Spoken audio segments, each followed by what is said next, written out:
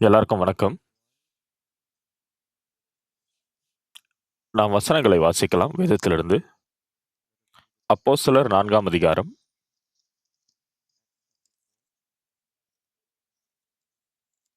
அப்போஸ்தலர் 4ஆம் அதிகாரம் 1ஆம் வசனத்திலிருந்து நான் வாசிக்கிறேன்.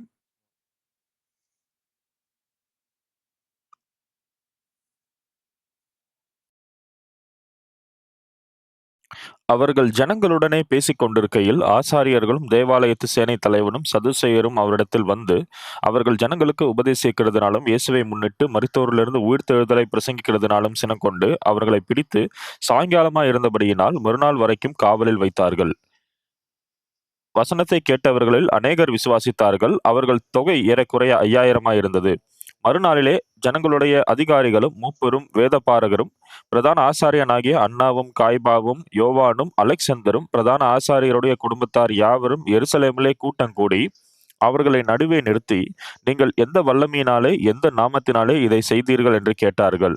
அப்பொழுது பேதுரு பரிசுத்த ஆவியினாலே நிறைந்து அவர்களை நோக்கி, ஜனத்தின் அதிகாரிகளே, இஸ்ரவேலின் மூப்பர்களே, பிணியாளியாய் இருந்த இந்த மனுஷனுக்கு செய்யப்பட்ட உபகாரத்தை குறித்து எதனாலே இவன் ஆரோக்கியமானான் என்று நீங்கள் இன்று என்னிடத்தில் விசாரித்து கேட்டால், உங்களால் சிலுவையில் அறையப்பட்டவரும் தேவனால் மரித்தோரிலிருந்து எழுப்பப்பட்டவருமாய் இருக்கிற நசரேயனாகிய இயேசு கிறிஸ்துவின் நாமத்தினாலேயே இவன் உங்களுக்கு முன்பாக சுஸ்தமாய் நிற்கிறான் என்று உங்கள் எல்லாருக்கும், இஸ்ரவேல் ஜனங்கள் எல்லாருக்கும் தெரிந்திருக்க கடவது. வீடு கட்டுகிறவர்களாகிய உங்களால் அற்பமாய் எண்ணப்பட்ட அவரே மூலைக்கு தலைக்கல்லானவர். அவராலே அன்றி வேறொருவராலும் ரட்சிப்பு இல்லை. நாம் ரட்சிக்கப்படும்படிக்கு வானத்தின் கீழெங்கும் மனுஷருக்குள்ளே அவருடைய நாமமே அல்லாமல் வேறொரு நாமம் கட்டளையிடப்படவும் இல்லை என்றான். எல்லாருக்கும் வணக்கம். ஒவ்வொரு ஞாயிற்றுக்கிழமைகளிலும் இந்த ஆராதனையை நாம் செய்வதற்கு நான் தேவனுக்கு நன்றி செலுத்துகிறேன். நான் இந்த புல்பிட்ல வந்து பிரசங்கம் செய்யும் பொழுது,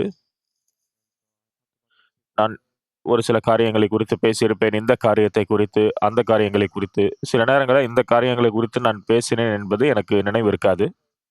ஆனால் முக்கியமான விஷயம் என்னவென்றால், எப்பொழுதெல்லாம் நான் பிரசங்கிக்கிறேனோ, எதை நான் பிரசங்கிப்பது என்று நான் யோசித்து பார்த்தால், சில நேரங்களில் ஒரே விஷயத்தை நான் இருமுறை பிரசங்கம் செய்திருப்பேன்.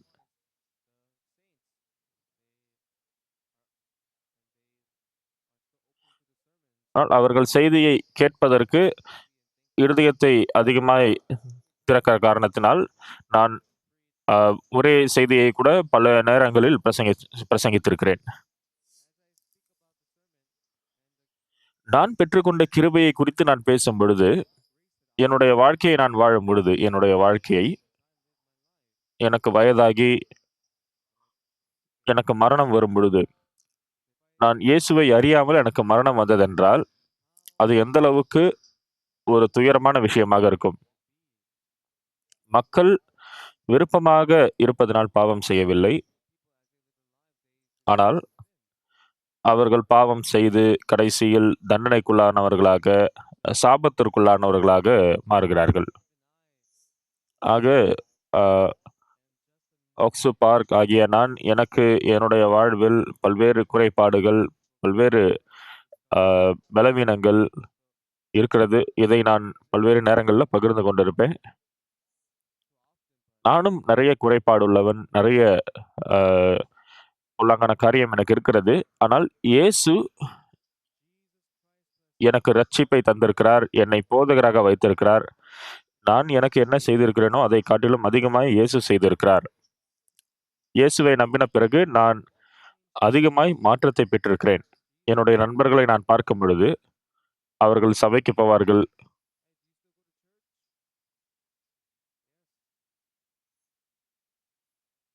மற்றும் பல்வேறு நாட்கள் நான் தேவனோடு சேர்ந்திருந்த அந்த நேரத்தில், என்னுடைய இருதயம் இருளில் விழுந்திருக்கிறது. என்னுடைய இருதயம் தவறான வழியில் விழுந்திருக்கிறது. ஆனால் இயேசுவை குறித்து நான் யோசிக்கும் பொழுது, நான் மிகவும் சந்தோஷப்படுகிறேன். என்னுடைய அந்த பழைய அ இடத்திற்கு நான் போக முடியாது. அதிகமாய் மாற்றத்தை பெற்றிருக்கிற என்னை நான் பார்க்கும் பொழுது,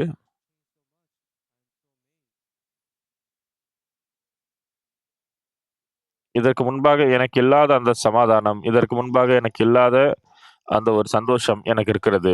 அந்த சகோதரர் அவர் ரட்சிப்பை பெற்றிருக்கிறார். என் மூலமாக அவர் ரட்சிப்பை பெற்றார். அவர் இப்பொழுது சபைக்கு வருகிறார். அப்படிப்பட்டவர்களை பார்க்கும் பொழுது எனக்கு ரொம்ப சந்தோஷமாக இருக்கிறது. நான் பிரசங்கம் செய்து சில சகோதரிகள் சபைக்கு வந்து நான் ரட்சிப்பை பெற்றிருக்கிறேன் என்று அவர்கள் சொல்லும் பொழுது, நான் அவர்களை பிடித்துக்கொண்டு அ அது அது என்னுடைய இருதயத்தில் நான் மிகவும் நன்றி செலுத்துகிறேன்.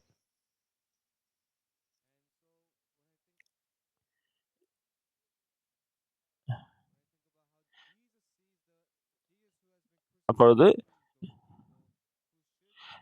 யாரெல்லாம் இயேசு அ சிலுவையில் அறையப்பட்டு மரித்து போகிற நிலைமையில் இருக்கிறார்களோ, ஆனால் அவர்களை இயேசு நினைவு கூர்ந்து, அவர்களுக்கு பதிலாக அவர் சிலுவையில் அறையப்பட்டார். இதை நான் யோசித்து பார்க்கும் பொழுது நான் மிகவும் சந்தோஷமாக இருக்கிறேன். பொழுது பரலோகம் என்பது சந்தோஷம் நிறைந்த இடமாக இருக்கும்.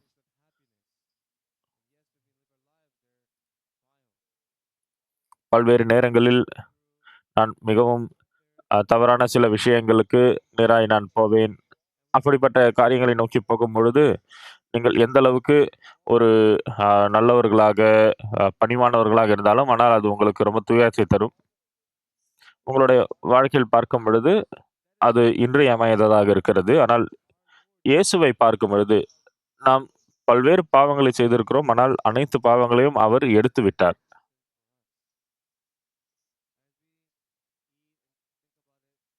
ஆதலால் நான் சாலையில் நடந்து போகும்பொழுதும் தேவனுக்கு நன்றி செலுத்துகிறேன். முக்கியமான விஷயம் என்னவென்றால்,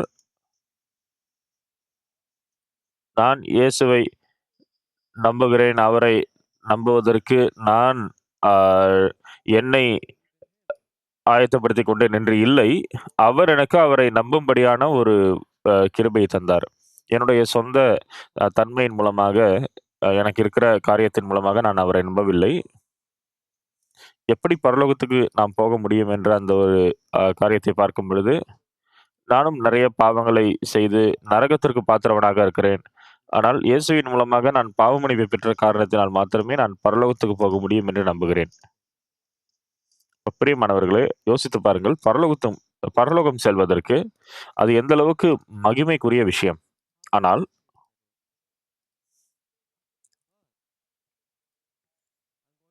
நான் பரலோகத்திற்கு சென்றாலும், என்னுடைய ஒரு நண்பர் நரகத்திற்கு போகிறார் என்றால், என்னுடைய நண்பர் நரகத்திற்கு போக நான் விரும்பவில்லை. அப்பொழுது நான் என்ன செய்வது? என்ன செய்வது?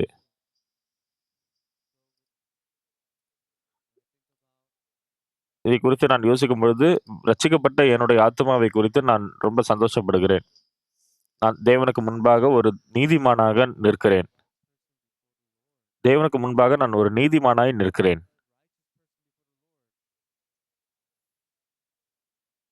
தேவனுக்கு முன்பாக நீதிமானாக நிற்பதை குறித்து யோசித்து பார்க்கும் பொழுது, அது எனக்கு உண்மையாகவே ஒரு சந்தோஷத்தையும் ஒரு தருகிறது. நான் ஒரு சாதாரணமான மனிதன். ஆனால் இயேசு என்னை இரட்சித்து, அவரை நம்பும்படியாய் செய்திருக்கிறார். என்னுடைய பாவம் கழுவப்பட்டது என்பதை நான் முதலாவது உணர்ந்த பொழுது, இயேசு எனக்காக சிலுவையில் அறையப்பட்டு என்னுடைய பாவம் அனைத்தையும் கழுவியிருக்கிறார் என்பதை நான் உணர்ந்த பொழுது, நான் தேவனுக்கு ரொம்ப நன்றி செலுத்துகிறேன். அது அனைத்தையும் தேவனுக்கு தந்தாலும், அது வீண் என்று நான் சொல்ல மாட்டேன். நான் ஒரு போதகராக இருந்தாலும்,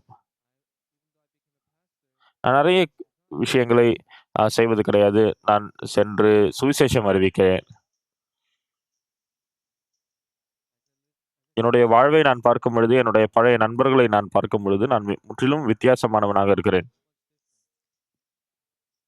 என்னுடைய நண்பர்கள் அ மது அருந்துகிறவர்களாக, சண்டை போடுகிறவர்களாக இருக்கிறார்கள். நானும் அப்படிப்பட்டவனாக தான் இருந்தேன். என்னுடைய நண்பர்களைப் போலவே தான். நான் குடிக்கக்கூடாது, நான் புகை பிடிக்கக்கூடாது, அப்படி நான் யோசித்தது கிடையாது. நான் புகை பிடித்தது கிடையாது. ஆனால் சில நேரங்களில் நான் என்னுடைய நண்பர்களோடு சேர்ந்து மது அருந்தும்பொழுது,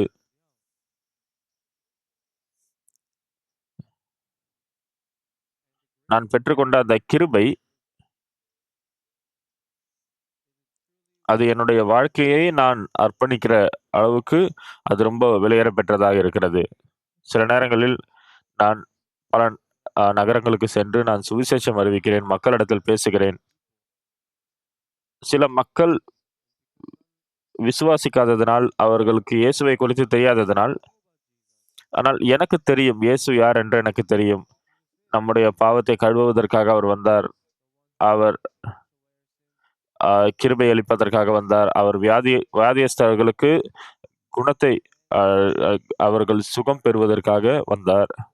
அதை குறித்து நான் யோசித்து பார்க்கும் பொழுது, நான் அனைத்தையும் நான் வார்த்தையில் வர்ணிக்க முடியாத அளவுக்கு நான் சந்தோஷமாக இருக்கிறேன். இப்பொழுது நான் ஏதாவது லாட்டரில நான் வின் பண்ணியிருந்தேன்னா, எனக்கு எவ்வளோ சந்தோஷமாக இருக்கும். ஆனால் ஒரு பெரிய சமாதானம், ஒரு பெரிய சந்தோஷம், இயேசுவை நான் நம்பும் பொழுது வரக்கூடிய அந்த விஷயங்கள், அதை நான் இந்த உலகத்தில் எங்கேயும் அனுபவிக்க முடியாது. நம்முடைய என்னுடைய மனைவியை குறித்து நான் யோசிக்கும் பொழுது, என்னுடைய மனைவிக்கு ஒரு குறிப்பிட்ட குணாதிசயம் இருக்கும். என்னுடைய மனைவி இயேசுவை நம்பவில்லை என்றால் அவர்களுக்கு என்ன ஆகும்?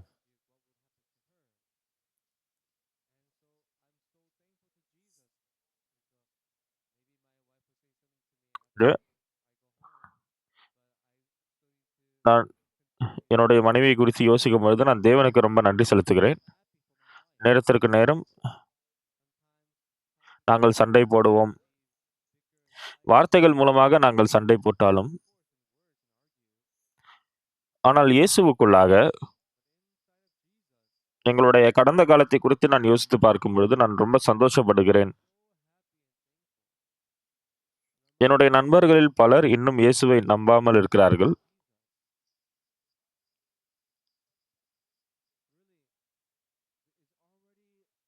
உண்மையாகவே இந்த உலகத்தில் இருக்கும் பொழுது, இதை குறித்து நான் அ யோசித்து பார்க்கும் பொழுது,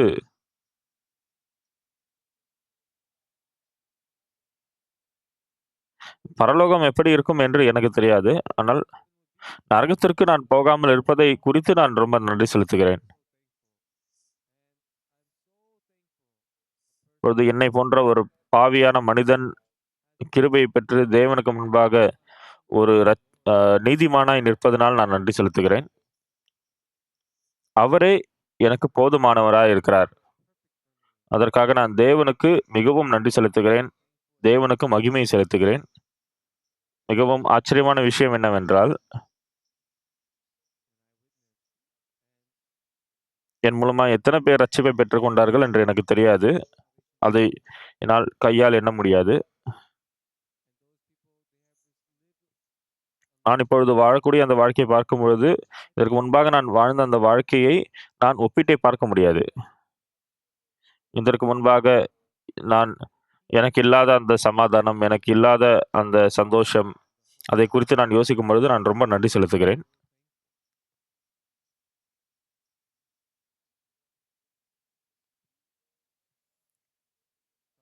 இப்போது இயேசுவை நம்பாத ஒரு வாழ்க்கையாக நான் என்னுடைய வாழ்க்கையில் என்ன ஒரு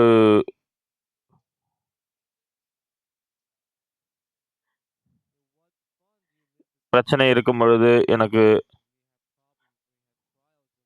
நான் இயேசுவை நம்பாமல் வாழும்பொழுது எனக்கு என்ன அதில் ஆச்சரியம் இருக்கிறது?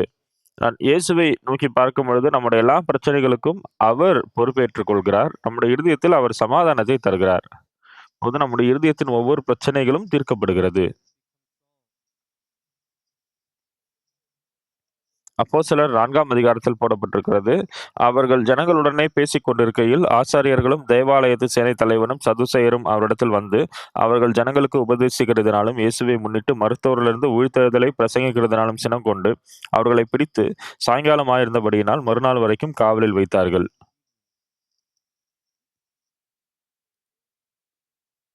யாரெல்லாம் இயேசுவை நம்புகிறார்களோ, அவர்களை காவலில் வைத்தார்கள். அவர்கள் காவலில் இருந்தாரும், "ஏய்! நீ நரகத்திற்கு போய் விடுவாய். நான் தான் பரலோகத்திற்கு போவேன்" என்று நான் நான் சிறைச்சாலையில் இருந்தாலும், ஆனால் நான் நித்திய ஜீவனை பெற்றிருக்கிறேன்.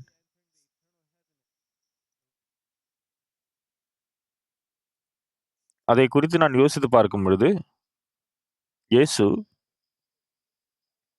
என்னோட இருதயத்திற்கு அவர் தந்த சமாதானம், எனக்கு அவர் தந்த அந்த ஒரு சந்தோஷம், அந்த நன்றியான இருதயம்.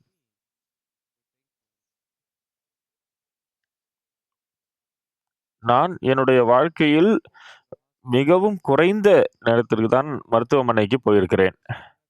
நான் மருத்துவமனைக்கு எத்தனை முறை நான் போயிருக்கிறேன் என்று என்னால் ஆ அது ரொம்ப கம்மியான நேரத்திற்கு தான் நான் போயிருக்கிறேன். ஒவ்வொரு நாளும் நான் என்னுடைய வாழ்க்கையை இயேசுவை சார்ந்து நான் வாழும்பொழுது, அவர் அந்த வல்லமையை தந்திருக்கிறார், அதிகாரத்தை தந்திருக்கிறார். அப்பொழுது நாம் இயேசுவை பின்பற்றினால் அது எந்த அளவுக்கு நன்றிக்குரிய விதமாக இருக்கும்.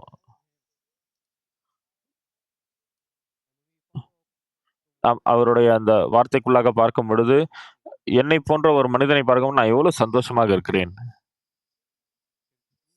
இதற்கு முன்பாக நாம் யோசித்தது கிடையாது. ஆனால் இது ரொம்ப ஆச்சரியமான ஒரு விஷயம். இயேசு மிகவும் பிரியப்படுகிறார். அவர் வந்து ரொம்ப சந்தோஷம் உள்ளவரா இருக்கிறார். நான் மற்றவர்களுக்கு சுவிசேஷம் அறிவிக்கும் பொழுது, இயேசுவின் மூலமாக நான் இந்த மாற்றத்தை பெற்றிருக்கிறேன். என்னுடைய குடும்பம் மாற்றப்பட்டிருக்கிறது. இந்த காரியங்களை குறித்து நான் பகிர்ந்து கொள்ளும் பொழுது, இயேசுவும் கூட ரொம்ப சந்தோஷப்படுகிறார். இப்ப நாம் இயேசுவை நோக்கி கேட்கும் பொழுது, நான் இயேசுவோடு நேரடியாக பேசினதில்லை. ஆனால் நம்முடைய வாழ்க்கையில் நாம் நாம் அ எந்த அ கஷ்டத்தில் இருக்கிறோம், எந்த பிரச்சனையில் இருக்கிறோம், அனைத்தையும் என்னால் விவரித்து சொல்ல முடியாவிட்டாலும், இப்பொழுது ஒரு திருமணம் செய்ய தயாராக இருக்கிறவர், அ அவர் எந்த எந்த மாதிரி ஆயத்தம் செய்கிறாரோ, அந்த மாரி தேவன் நமக்காக எல்லா விஷயங்களிலும் ஆயத்தத்தை செய்திருக்கிறார். நான் ஒரு நல்ல போதகனாக இரு போதகராக இருக்கிற காரணத்தினால் நான் போதகராகவில்லை.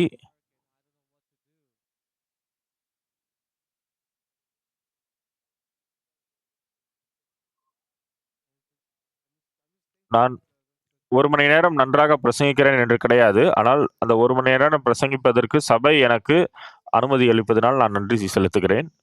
சில நேரங்களில் சில பேருக்கு அது கிருபையாக இருக்கலாம். சிலருக்கு கிருபை இல்லாமல் இருக்கலாம். ஆனால் இந்த விஷயங்களை நான் கேட்கும் பொழுது, மிக முக்கியமான விஷயம், நான் இயேசுவை நம்ப வேண்டுமா? இயேசுவை நம்ப தேவையில்லையா? இயேசுவை நம்ப வேண்டுமா? அப்படிப்பட்ட சந்தேகத்தில் பலர் இருக்கிறார்கள். நான் அவர்களை பார்த்து, "நீங்கள் இயேசுவை நம்புங்கள்" என்று சொல்ல மாட்டேன். ஆனால் நான் எப்படி எ என்னுடைய வாழ்க்கையில் எப்படி இயேசு கிரியை செய்தார் என்பதை நான் அவர்களுக்கு சொல்லுவேன். அப்பொழுது அவர்கள் இயேசுவை நம்பி ஆவிக்குரிய வாழ்க்கையை வாழ்கிறவர்களாக மாறுவார்கள். என்னைப் போன்ற ஒரு பாவி, இந்த பாவ மன்னிப்பை பெற்றிருப்பது, இப்பொழுது நான் தேவனுக்கு முன்பாக ஒரு நீதிமானாய் நிற்கிறேன்.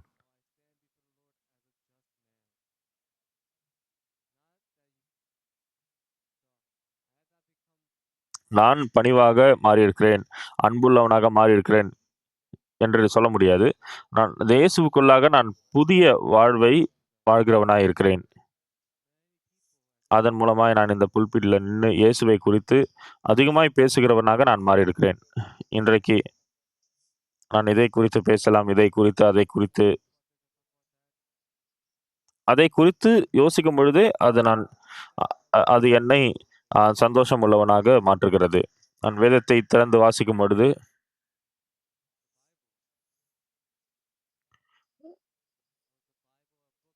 தேவன் இந்த வார்த்தைகளை எனக்காக எழுதியிருக்கிறார். நான் அந்த பாவமன்னிப்பை பெற்று ரட்சிப்பை பெறும் பொழுது, பல வருடங்களாக நான் பல நாட்களாக நான் இயேசுவோடு வாழ்ந்த பொழுது, அந்த ஒரு விஷயத்தை எண்ணி நான் தேவனுக்கு நன்றி செலுத்துகிறேன். பல்வேறு நேரங்களில் நான் ஜெபிக்கும் பொழுது, நான் தேவனை நோக்கி இப்படி ஜெபிப்பேன். தேவனே, நான் எந்த விதத்திலும் பிரயோஜனம் இல்லாதவன். எதற்காக என்னை நீங்கள் ரட்சித்தீர்கள்? எதற்காக என்னுடைய பாவத்தை நீங்கள் கழுவினீர்கள்?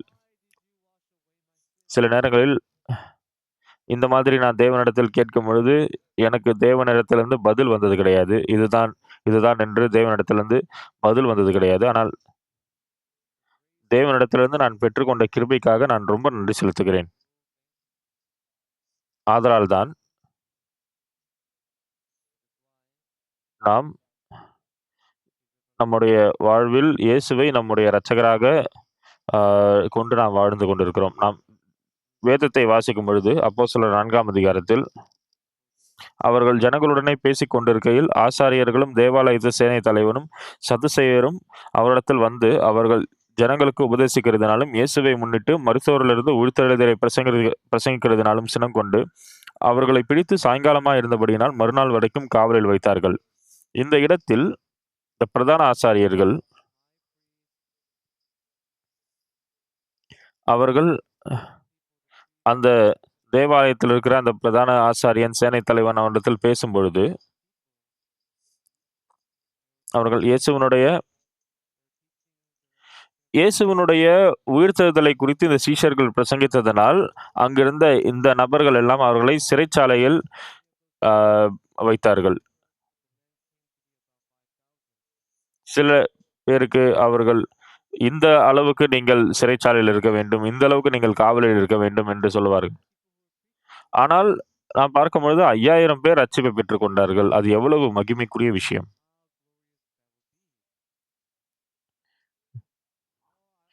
எனக்கு இயேசு யார் என்று தெரியாது. ஆனால்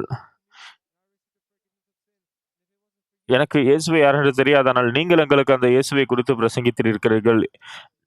இன்றைக்கு நான் ரட்சிப்பை பெற்றிருக்கிறேன். எனக்கு அந்த ரட்சிப்பை பெறுவதற்கு நீங்கள் உதவி செய்ததற்கு நன்றி என்று. இது ஒரு போதகர் பெற்றிருக்கிற சந்தோஷம். மற்ற சாதாரண ஜனங்களுக்கு இந்த சந்தோஷம் அதிகமாய் கிடைக்காது. சிலர் எப்படி அவர்களுடைய இருதயங்கள் அந்த செய்தியின் மூலமாக மாறுகிறது என்று யோசிக்கும் பொழுது, ஒவ்வொரு தனி நபரிடத்திலும் நான் சென்று பேச முடியாது. ஆனால் இப்படிப்பட்டவர்கள் சபைக்கு வரும்பொழுது, அவர்கள் தேவனுடைய நாமத்தை அழைக்கும் பொழுது, இயேசுவினுடைய நாமத்தினால் அவர்கள் பாவ மன்னிப்பை பெறுகிறார்கள் மற்றும் இயேசுவினுடைய நாமத்தினால் அவர்களுடைய வியாதியிலிருந்து சுகம் பெறுகிறார்கள்.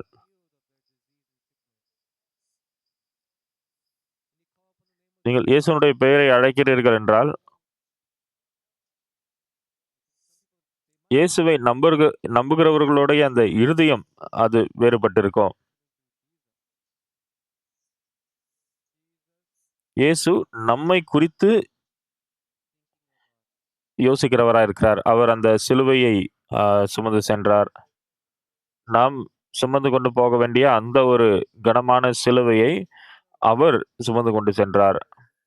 இந்த உலகத்தினுடைய பாவத்தை அவர் மீது அவர் சுமந்து கொண்டார் மற்றும் அவர் நமக்காக பாடுபட்டார்.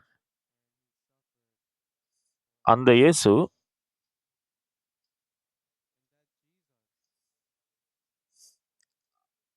அவரிடத்தில் நான் அவரோடு பேசி, அவரோடு நான் போஜனம் செய்ய விரும்புகிறேன். ஆனால் அது சாத்தியம் கிடையாது.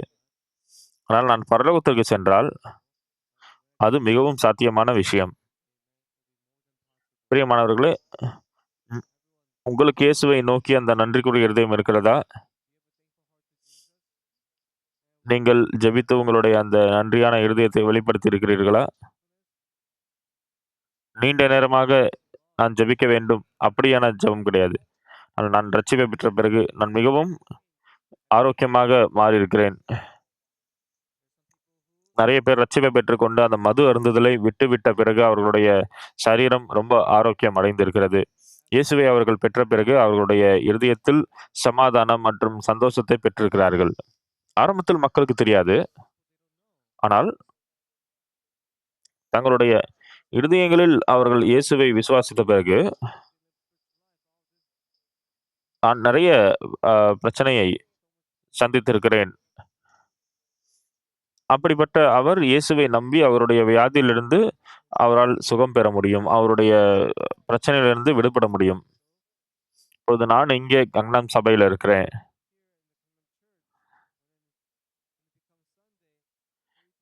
இந்த ஞாயிற்றுக்கிழமை இந்த கங்னம் சபை ஆராதனைக்கு வரும்போது நான் ரொம்ப நன்றி செலுத்துகிறேன்.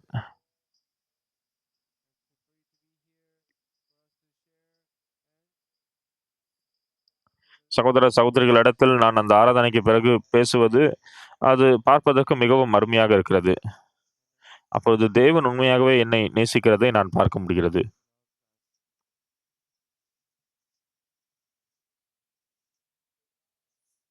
இப்பொழுது இயேசு அவருடைய வாழ்க்கையை நமக்கு தந்ததை குறித்து அவர் அதை வீணாய் எண்ணவில்லை. அவர் நம்முடைய வாழ்க்கையை வழிநடத்த விரும்புகிறார். நம்முடைய பிள்ளைகளை பாதுகாத்து வழிநடத்த விரும்புகிறார்.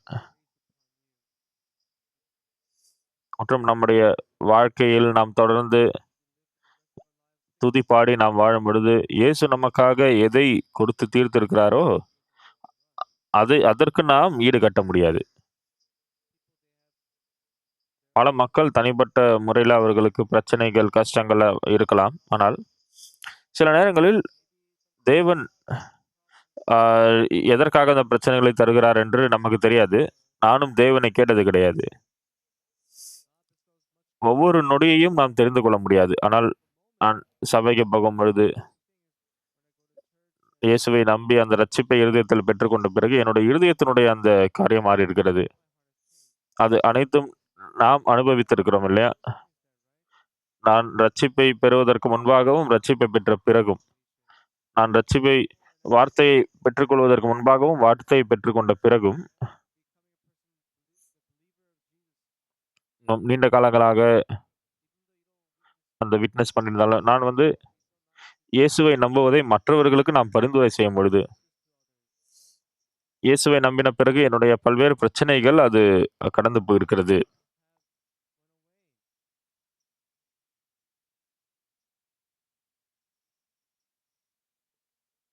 ஆக, மக்கள் அனைவரும் ஒரே போன்று இருக்கிறார்கள். அவர்கள் சில நேரங்களில் சந்தோஷமாக இருப்பார்கள், சில நேரங்களில் கஷ்டமாக இருப்பார்கள், சில நேரங்களில் ஆரோக்கியமாக இருப்பார்கள். சில நேரங்களில் நமக்கு மரணம் ஏற்படும். சில நேரங்களில் நாம் மீண்டும் எழுந்து நாம் பரலோகத்திற்கு போகிறவர்களாக இருப்போம். இந்த உலகத்தில் மரணத்திலிருந்து உயிர்த்தெழுந்த ஒருவரை இன்னும் யாரும் காணவில்லை. ஆனால் இயேசு அவ்வாறு.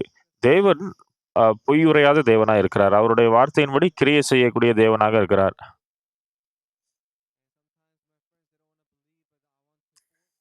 சில நேரங்களில் என்னுடைய நண்பர்கள் அவர்கள் இயேசுவை நம்பாத பொழுது, அவர்களுடைய வாய்களை மூடி நான் அவர்களை அப்படியே விசுவாசிக்க வைக்கணும் அப்படின்னு நினைப்பேன். ஆனா அது சாத்தியமில்லாதது. நான் தொடர்ந்து சுவிசேஷம் அறிவிக்கும் பொழுது, என்னுடைய குடும்பத்தினர் அவர்களை இயேசுவை நம்புகிறவர்களாக மாறுவதை பார்த்து நான் மிகவும் நன்றி செலுத்துகிறேன். இயேசுவை நாம் நம்பும் பொழுது, நாம் பெற முடியாத பல்வேறு காரியங்களை நாம் பெற்றுக்கொள்கிறோம். இயேசுவினுடைய கரங்கள் நம்மை எப்பொழுதுமே பாதுகாக்கிறதா இருக்கிறது. இந்த இடத்தை மக்கள் ஆ துக்கமுள்ளவராக, துயரமுள்ளவராக இருப்பார்கள். இப்பொழுது என்னால் இயேசுவோடு சேர்ந்து இருக்க முடியுமா? இயேசுவோட பேச முடியுமா? அதை குறித்து இது எல்லாத்தையுமே நான் பரலோகத்துக்கு போவேன் என்று யோசிக்கும் பொழுது, என்னால் தேவன் தம்முடைய ஒரே பேறான குமாரனை இந்த உலகத்திற்கு அனுப்பினார். மற்றும் நம்முடைய எல்லா பாவத்தையும் அவர் சுமக்கும்படியாக அவர் செய்தார். மற்றும் நம்முடைய எல்லா வருத்தங்களையும் இயேசு சுமந்து கொண்டார்.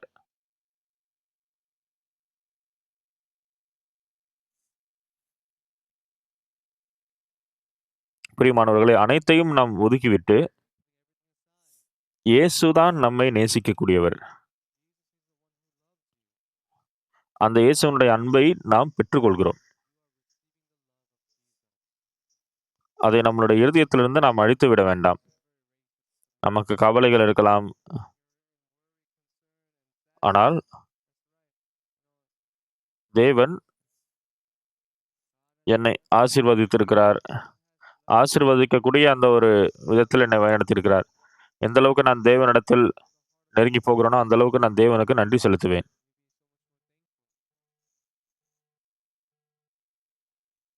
இயேசுவின் மூலமாக நான் பரிசுத்தமாக்கப்பட்டிருக்கிறேன் என்று நாம் பாடல்களை பாடுகிறோம்.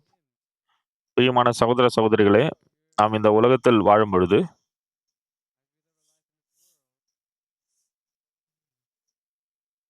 பல்வேறு கிருபைகளை நாம் பெற்றுக் கொண்டிருக்கிறோம்.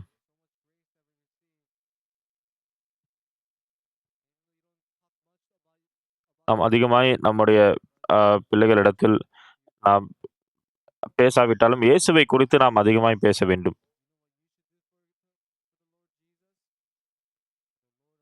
நீங்கள் பிறப்பதற்காக தேவன் உங்களுக்கு ஒரு நன்றிக்குரிய வாய்ப்பை தந்திருக்கிறார். மாதிரி நம்முடைய பிள்ளைகளிடத்தில் நாம் இயேசுவை குறித்து பேச வேண்டும். நாம் இயேசுவோடு பேசும்பொழுது, நம்முடைய இருதயம்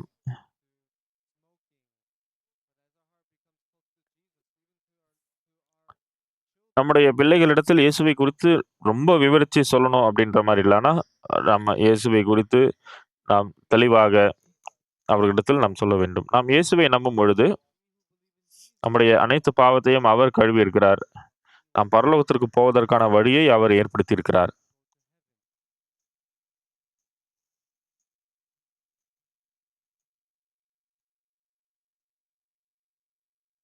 மற்றும் நம்முடைய பிள்ளைகளிடத்தில் நாம் இயேசுவை குறித்து சொல்லும் பொழுது, அந்த வார்த்தைகள் அந்த பிள்ளைகளுடைய இருதயத்தில் இருக்க முடியும். அதன் மூலமாக அவர்கள் பிரச்சனைகள் மற்றும் எல்லாவித கவலைகளையும் மேற்கொள்ள முடியும்.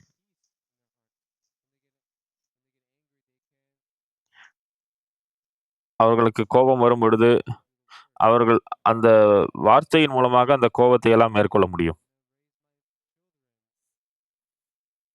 அவர்களை விசுவாசத்தில் நாம் வளர்ப்பது நமக்கு ரொம்ப அருமையான விஷயமாக இருக்கிறது.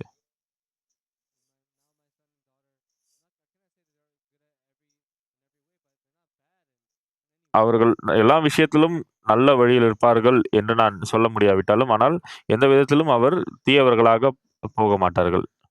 அல் இயேசு நம்முடைய நண்பராய் இருக்கிறார். ஆக நாம் எதை குறித்தும் பயப்பட தேவையில்லை. நாம் அவரோடு நெருக்கமாக இருக்கிறோம். நம்முடைய தாய் தகப்பன்மார்களைப் போல நாம் இயேசுவோடு நெருக்கமாக இருக்கிறவர்களா இருக்கிறோம். சின்ன கவலையாக இருந்தாலும் நம்முடைய கண்களை மூடி, "இயேசுவே, இந்த பிரச்சனையை மேற்கொள்வதற்கு எனக்கு உதவி செய்யுங்க" என்று நான் ஜெபம் செய்யும்பொழுது, அது ரொம்ப நீண்ட ஜெபமாக இருக்க வேண்டும் என்ற அவசியம் கிடையாது. ஆனால் பல நேரங்களில் நாம் இயேசுவோடு பேசுகிறவர்களாக இருந்தோம் என்றால், பொழுது நீங்கள் உங்களுடைய பிள்ளைகளை ஜெபம் செய்வதற்கு நீங்கள் வற்புறுத்த தேவையில்லை. நான் உனக்காக ஜெபித்தால், நீ ரொம்ப தலைசிறந்த பிள்ளையாக வளர முடியும்" என்று. இந்த வகையில் நீங்கள் ஜெபித்தால், தேவன் உங்களுடைய ஜெபங்களுக்கு பதில் கொடுப்பார். மற்றும் உங்களுடைய பிள்ளைகளிடத்தில் நீங்கள் அதை பகிர்ந்து கொள்ளும் பொழுது, கொஞ்சம் கொஞ்சமாக நீங்கள் தேவனை குறித்து அவர்களுக்கு பகிர்ந்து கொள்ளும் பொழுது, நீங்கள் நீங்கள் தொடர்ந்து செய்து கொண்டிருக்கிறீர்கள். நான் உங்ககிட்ட அதை அதிகமாக வற்புறுத்தி சொல்ல வேண்டிய அவசியம் இல்லை. தேவனுடைய கிருபை உங்கள் அனைவரோடும் இருப்பதாக. அப்பொழுது உங்களுடைய குடும்பத்திலும் அநேகர் தேவனை விசுவாசிக்கிறவர்களாக மாற முடியும். உங்களுடைய குடும்பத்தினர் நரகத்திற்கு அல்ல, பரலோகத்திற்கு அவர்கள் செல்ல முடியும். நீங்கள் உங்களுடைய இருதயத்தை ஆ வெளிப்படுத்தினால்.